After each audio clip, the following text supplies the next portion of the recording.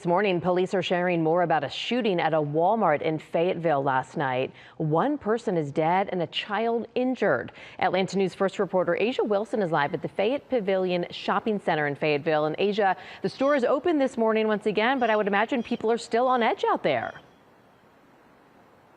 You're exactly right, Megan. People who were here last night are devastated and some concern as police say that shooter is still on the run. I want you to take a look at this video on your screen. Police say 19-year-old Adrian Jelks, a Walmart employee, is accused of shooting a 9-year-old girl and killing 19-year-old Antavius Holton.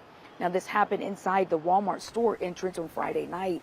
Police tell us Jelks and Holton possibly knew each other, but the little girl was just an innocent bystander who was hit by a stray bullet. Now, she has non-life-threatening injuries, but we're learning Jelks left the scene in a vehicle within 10 seconds after the shooting. That's according to police. They say the car he left in was later found abandoned, and since then, police tells us another 19-year-old, Sandra Romero Nandez, was taken to the Fayetteville County Jail. Police believe she was a party to Jelks' alleged crimes. We spoke to a woman who says she saw both victims lying on the ground after dropping off a manager last night. Oh, I was devastated because they could have been me or one of my grandkids. Wow. And Yeah. that was at about 10 or so. Yeah. You ever seen anything like that out here? No, not in this area. I'm very shocked in this area.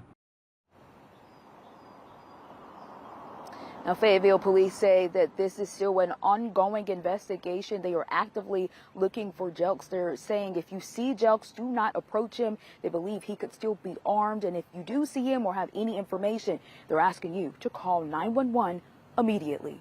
We're live this morning in Fayetteville. Asia Wilson, Atlanta News First. And we've got his picture again on our app and on our website right now if people would like to look once again. Asia, thanks for the update.